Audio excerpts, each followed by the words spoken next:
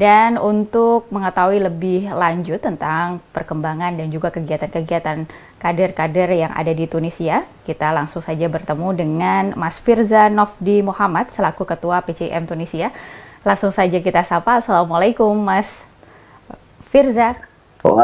Waalaikumsalam warahmatullahi wabarakatuh, Mbak Arina. Iya, bagaimana kabar Mas Firza dan juga rekan-rekan di sana? Alhamdulillah kabar kami, rekan-rekan pimpinan cabang istimewa Muhammadiyah Tunisia baik. Nah, tapi mungkin memang karena lagi musim dingin ya, Iya. cuaca lagi 5 derajat saat ini, jadi cukup kedinginan Wow. juga, Mbak. Semoga Iya, selalu sehat selalu di sana di tengah iya, Mbak. kondisi cuaca yang sangat dingin di berbagai wilayah di Tunisia maupun di berbagai negara lainnya. Dan sebenarnya apa saja yang yang akan dilakukan oleh PCIM Tunisia di tahun 2024 ini, Mas? Baik, Mbak. Di tahun 2024 ini, di bulan Februari khususnya nanti kita akan mengadakan musyawarah cabang yang memang nanti kita akan menentukan atau bermusyawarah untuk menentukan ketua baru, ketua PCM selanjutnya, yang memang kebetulan juga saya sudah 2 tahun menjabat sebagai ketua PCM Tunisia. Baik. Tentu juga nanti kita akan di Muscap itu kita akan adakan evaluasi program kerja yang telah kita lakukan di tahun 2023 dan refleksi kami sebagai kepanjangan tangan pimpinan pusat Muhammadiyah yang ada di Tunisia, dan juga pasti tentu untuk kaderisasi dakwah Muhammadiyah yang terus berjalan dan berlanjut di Tunisia ini.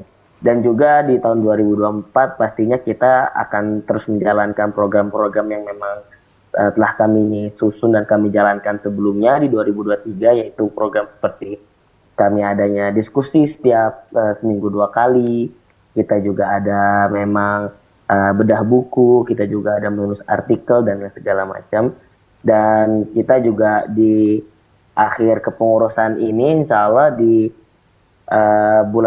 tahun 2024 ini PCIM Tunisia akan menerbitkan buku yang memang masih dalam proses penulisan, yaitu buku yang insya Allah akan kami beri judul yaitu Cahaya Pembaharuan Islam di Tunisia, yang di dalamnya itu membahas tokoh-tokoh pemikir, cendekiawan, ulama-ulama di Tunisia yang memang memiliki corak semangat pembaharuan Islam yang berkemajuan, yang memang senafas dengan dakwah Muhammadiyah, yang juga tujuan kami dalam menerbitkan buku ini untuk mengenalkan tokoh-tokoh Tunisia yang memang sangat bisa, saya pikir pemikirannya bisa berkontribusi dan bisa cocok dengan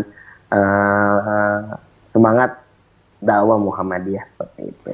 Baik, Mas Firza. Mas Firza, ini adalah kepemimpinan terakhir Mas Firza dan juga rekan-rekan Ya. di 2024 akan berganti begitu ya kepengurusannya. Apa saja sih yang sudah dilakukan di tahun 2023 yang lalu dan juga apa saja evaluasi yang sebenarnya sudah menjadi catatan-catatan di PCIM Tunisia? Baik, di tahun 2023 kemarin, alhamdulillah kami dari PCIM Tunisia, beberapa kader kami sudah mengikuti sekolah tarjih dan tajdid yang diinisiasi oleh PP, khususnya di Majelis Tarjih wa Tajdid, yang bekerja sama dengan PCM yang ada di Timur Tengah dan Afrika. Dan juga kader-kader kami di sini juga aktif dalam kegiatan-kegiatan warga negara Indonesia yang ada di sini, ikut serta juga mendukung kegiatan-kegiatan tersebut, juga berperan yang memang kegiatan ini biasanya kita bekerja sama dengan Persatuan Pelajar Indonesia di Tunisia ataupun KBRI Tunis. Dan juga di 2023 kita telah menyelesaikan beberapa buku dalam diskusi kami. Kita juga menyelesaikan beberapa tulisan yang memang akan kami up untuk selanjutnya nanti, seperti itu. Baik, nah ini langkah apa saja sih yang nantinya dilakukan terkait kaderisasi ini? Isu kaderisasi di PCM tuh di beberapa negara memang menjadi sorotan begitu ya. Di tengah pergantian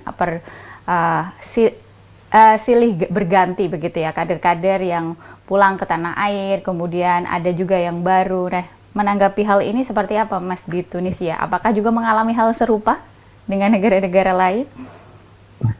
Ya, pastinya kurang lebihnya sama ya, Mbak. Karena Iya. memang kita tahu hampir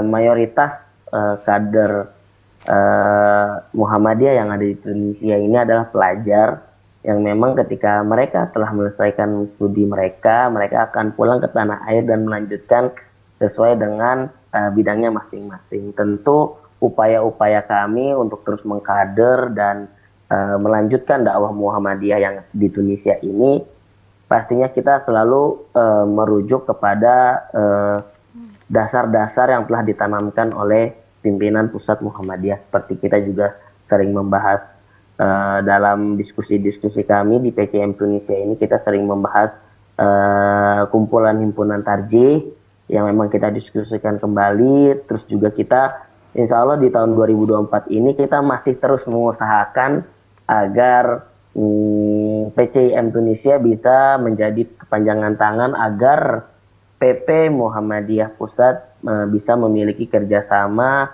dengan instansi pendidikan yang ada di Tunisia. Dan kami sudah mensonding langsung ke pimpinan Majelis Luar Negeri ya, hubungan luar negeri di pimpinan Pusat Muhammadiyah, dan masih menunggu respon balik seperti apa. Mudah-mudahan ada kabar baik dan Ya. kejelasannya agar kaderisasi teman-teman di sini juga terus berlanjut dan dakwah Muhammadiyah tetap terus berjalan. Baik, Seperti luar itu. biasa sekali. Nanti masih ada berapa kader yang saat ini tinggal di Tunisia, Mas? Yang Saat tersisa? ini ada 16 orang, Mbak, kita di sini. Wow. Kader Muhammadiyah yang ada di sini, anggotanya ada 16 orang yang memang mayoritas itu mahasiswa dan beberapa memang sudah kerja di KBRI menjadi staf di KBRI Tunis, seperti itu. Semoga nanti di tahun ini ada penambahan yang signifikan untuk kaderisasi di PCM Tunisia. Amin, amin. Insya Baik, Allah, Mbak. kita lanjutkan nanti perbincangan menarik kita, Mas Firza. Tetap bersama kami pemirsa dalam Diaspora Muhammadiyah. Kami akan segera kembali.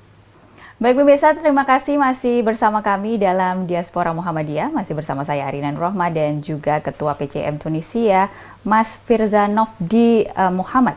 Mas Firza, kita lanjutkan perbincangan kita berhubungan dengan kaderisasi agar menarik para kader-kader muda sekolah dan juga bekerja di Tunisia untuk mengembangkan PCIM di sana. Sebenarnya apa sih yang menjadi tantangan yang harus diperhatikan oleh para kader ketika mau sekolah ke Tunisia? Baik. Yang harus kita ketahui di awal bahwasanya Tunisia ini sebagai embrio penghasil atau yang melahirkan ulama-ulama maqasid syariah terbanyak di negara-negara Arab, dan kita tahu Islam di Tunisia ini terinspirasi oleh Muhammad Abduh yang memang pernah berkunjung ke Tunisia sebanyak 2 kali.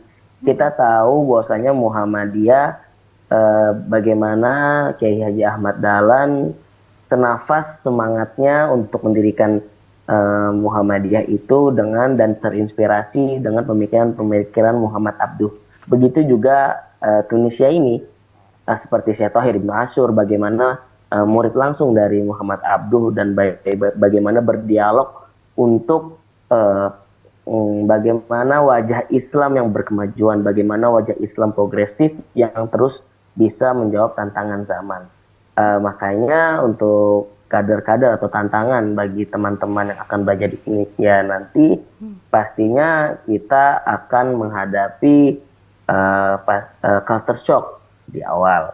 Karena memang kita dari segi bahasa, kita di sini memakai bahasa Arab dan juga bahasa Perancis, dan bagaimana bahasa pengantar di kampus juga memakai bahasa Arab yang mungkin beda dengan apa yang kita belajar bahasa Arab dengan yang ada di Indonesia seperti itu. Dan saya pikir eh, titik temu antara Tunisia dan gerakan dakwah Muhammadiyah itu sangat tepat jika memang Tunisia ini dijadikan eh, impian untuk teman-teman belajar yang kader-kader Muhammadiyah untuk belajar di Tunisia, karena memang bagaimana Islam di Tunisia ini bisa menggambarkan bagaimana Islam yang rahmatan lil alamin, Islam yang merespon kemodernan, Islam yang memang bisa membawa eh, kesejahteraan bagi umat beragam seperti itu. Mas Firza, pengalaman Mas Firza selama kurang lebih belajar di Tunisia, apa sih bisa di-share? Selama belajar di sana, apa saja yang dialami oleh Mas Firza? Mengalami kesulitankah dalam belajar atau berkomunikasi dengan penduduk sekitar dan juga beradaptasi dengan budaya di Tunisia? Baik, tentang pengalaman saya udah jalan 4 tahun ya Mbak di sini. Udah mau 5 tahun malah. Karena memang saat ini saya sedang menempuh studi S2 di sini, yang kebetulan S1-nya juga di sini. Pastinya belajar itu sangat menarik ya. Kita bisa mengenal dan berinteraksi dengan teman-teman dari negara-negara lain. Kita bisa berdiskusi, kita bisa bertukar pikiran, kita bisa mengetahui budaya mereka dan sebagainya. Dan yang saya senangi di sini budaya masyarakat Tunisia itu, budaya membacanya cukup tinggi. Jadi memang kita bisa berinteraksi, langsung berdiskusi dengan apa yang kita baca. Jadi ketika kita mengobrol di kampus itu hasil dengan bacaan kita. Memang kesulitan di awal itu untuk waktu saya awal belajar di sini itu bahasa, karena memang kebetulan saya lulusan pondok pesantren yang memang belajar bahasa Arab. Tapi ketika memang sampai sini bahasa Arabnya sangat berbeda. Maksudnya berbeda itu kita berbicara dengan orang Indonesia yang bisa berbahasa Arab dengan orang Arab yang ngomong Arab langsung, itu pasti ada hal yang berbeda yang mungkin harus kita sesuaikan, dan itu butuh waktu. Memang pengalaman-pengalaman seperti itu yang tidak bisa dilupakan dan pasti sangat menantang. Itu tantangan sendiri buat kita sih sebenarnya. Baik, untuk sistem pendidikan sendiri di Tunisia seperti apa, dan program studi apa saja yang banyak diminati oleh WNI dan juga kader-kader perserikatan yang ada di Tunisia, Mas? Baik, untuk program studi dulu ya Mbak. Untuk program studi yang paling diminati di sini khususnya itu di syariah, dan rata-rata teman-teman di sini memang belajarnya di Islamic Study. Teman-teman kader-kader perserikatan di sini itu belajarnya program studinya adalah Islamic Study, terkhusus di syariah atau maqasid syariah. Yang memang sudah dijelaskan sebelumnya bahwasanya Tunisia ini melahirkan banyak tokoh-tokoh maqasid syariah yang memang bisa menginspirasi dunia Islam yang lainnya. Dan untuk sistem pendidikan di sini sebenarnya kurang lebihnya sama ya Mbak dengan yang ada di Indonesia. Kita di sini ada ta'lim asasi atau pendidikan dasar seperti SD, terus tingkatan selanjutnya itu ada ta'lim i'dadi, itu seperti sanawiyah atau MTS ya, SMP di situ. Nah, yang sedikit berbeda di sini itu ketika SMA. Di Tunisia itu ketika SMA memang mereka 4 tahun, dan jurusan ketika SMA mungkin di Indonesia ada IPA, IPS, bahasa, dan atau segala macam. Tapi di sini jurusannya itu ditentukan dari nilai kelas 1 SMA. Jadi kelas 1 SMA nilainya kecenderungannya lebih unggul di mana itu masuk, bukan sesuai dengan keinginan untuk masuk jurusannya di mana. Jadi seperti itu. Dan di akhir mereka ada 4 tahun, dan di tahun terakhir mereka itu ujian untuk memasuki jenjang universitas. Dan ketika memang udah seperti SBMPTN mungkin yang Mbak di kita gitu, seperti SBMPTN, tapi mungkin mereka itu 1 tahun, dan ketika memang sudah lulus di tingkat itu mereka baru bisa masuk ke jenjang universitas tanpa ada tes berikutnya. Jadi mereka bisa milih sesuai dengan jurusan apa yang mereka ambil di SMA, seperti itu. Nah, ini kan ketika berbicara mengenai sistem pendidikan dan juga mempromosikan pendidikan dan untuk sekolah para kader-kader ke Tunisia, tentu saja harus ada jawaban ini terkait pertanyaan sebenarnya apa sih kelebihan kalau kita mengajukan beasiswa atau belajar di Tunisia. Tapi sebelum kita jawab, kita jeda sejenak, Mas Firza. Tetaplah bersama Oke. kami di Diaspora Muhammadiyah, pemirsa. Kami akan segera kembali. Baik pemirsa, kembali lagi bersama kami dalam Diaspora Muhammadiyah, masih bersama saya Arina Nurrohmah dan juga Ketua PCIM Tunisia, Mas Firza Nofdi Muhammad. Mas Firza, kita lanjutkan tadi pertanyaan yang belum sempat dijawab, bahwa sebenarnya apa sih yang menjadi kelebihan ketika kita belajar di Tunisia? Baik, izin menjawab. Sebelumnya, kelebihan apa yang bisa kami jelaskan gitu untuk belajar di Indonesia. Pertama itu, apapun ketika kita belajar di luar negeri, pastinya kita memiliki keunggulan di bahasa. Bagaimana kita berbicara langsung dengan native speaker, dengan orang asli yang berbicara bahasa tersebut, dan juga pastinya pengalaman yang memang tidak bisa kita dapatkan di Indonesia seperti itu. Dan yang di Tunisia, setelah kita seperti yang kita tahu, negaranya ini negara demokrasi yang memang di dunia Arab satu-satunya mungkin negara demokrasi yang masih ideal itu Tunisia, kita bisa katakan seperti itu. Mungkin kita tahu negara-negara yang lain masih ada yang kerajaan dan lain sebagainya macam di negara-negara Arab yang lain, tapi Tunisia ini sudah memakai sistem demokrasi. Dan kita tahu juga untuk belajar di Tunisia ini, kita semuanya, hampir rata-rata semuanya ini mendapatkan beasiswa dari Tunisian government atau pemerintah Tunis, yang memang tidak 100%, tapi memang kita disubsidi cukup besar, karena memang seperti saya contohnya S2, saya dalam 1 tahun belajar itu hanya membayar sekitar 500.000 rupiah. Tidak ada biaya-biaya yang lain, karena memang sebagiannya sudah dialokasikan atau sudah disubsidi oleh pemerintah Tunis. Dan APBN, atau kita bisa katakan APBN Tunis itu, anggaran negaranya memang besar dialokasikan dalam dunia pendidikan. Terus juga kita, keunggulan belajar sini, kita waktu studi yang cukup singkat, karena memang untuk S1 kita cukup belajar dengan 6 semester atau 3 tahun, dan tidak ada skripsi, hanya memang kita ketika lulus ujian itu kita akan nulis S1, jadi tidak ada kewajiban untuk menulis skripsi. Tapi ketika ingin menulis skripsi itu ada nilai tambah. Dan untuk S2 cukup singkat juga, karena kita hanya belajar 3 semester. Kita hanya belajar 3 semester, setelah itu kita langsung mulai untuk menulis tesis. Seperti saya sudah selesai 3 semester dan saat ini sedang menulis penelitian saya. Terus juga kita tahu juga Tunisia telah melahirkan tokoh-tokoh yang sudah mendunia, yang sangat terkenal seperti Ibnu Khaldun, ya, bapak sosiolog dunia. Kita juga tahu ada Syekh Tahir bin Ashur, kita juga tahu ada Muhammad Khudor Hussein, kita juga tahu Abdul Majid Sarafi, yang memang tokoh-tokoh ini juga sudah dikenal di dunia, bahkan di Indonesia.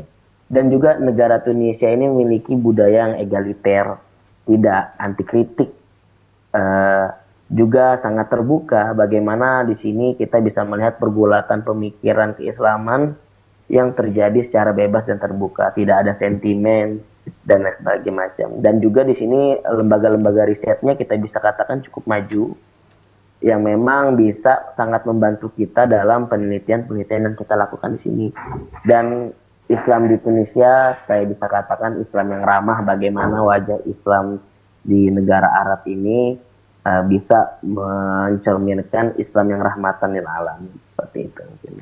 Baik, ini yang menjadi pertanyaan lagi ketika ada poin-poin begitu ya yang menarik, yang bisa menjadi poin ketika akan belajar di Tunisia. Nah, biasanya akan menjadi pertanyaan, ada tempat-tempat objek wisata atau yang bisa dikunjungi nggak ketika belajar di Tunisia untuk mengisi waktu liburan ketika belajar di Tunisia? Nah, ini juga bisa menarik para kader untuk kuliah di sana. Mana aja itu? Benar, Pak. Biasanya kan memang kita kalau lagi pusing masalah kampus itu pasti semuanya jalan-jalan ya, Mbak, ya, healing gitu kita.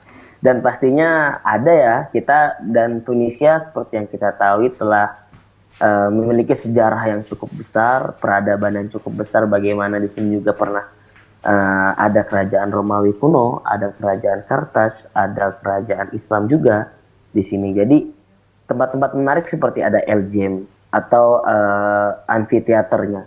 Peninggalan kerajaan Romawi seperti yang di Roma, Kolosium itu, Mbak. Oh, baik. Nah, seperti itu di sini ada. Di sini juga ada situs Kartago, seperti peninggalan kerajaan Kartaks dari bangsa Romawi. Ada kota tua Kairouan, bagaimana di sini kita tahu bahwasanya Tunisia adalah pintu atau kota yang menjadi pintu masuk awal Islam di benua Afrika, itu di Tunisia. Jadi bagaimana Islam, awal masuk Islam di Afrika ini adalah di Tunisia. Lalu juga ada peninggalan situs kota kecil, peninggalan bangsa Venesia. Jadi memang kalau tanya objek wisata, tanya tempat jalan-jalan, tempat healing, wah cukup banyak Mbak. Saya nggak bisa menyebutkan satu persatu. Nanti mungkin buat teman-teman yang mau belajar sini bisa saya ajak jalan-jalan langsung di sini. Artinya ketika dari Eropa Utara ini ke mana, ke berbagai daerah di Afrika, juga Mesir sepertinya dekat ya Mas ya?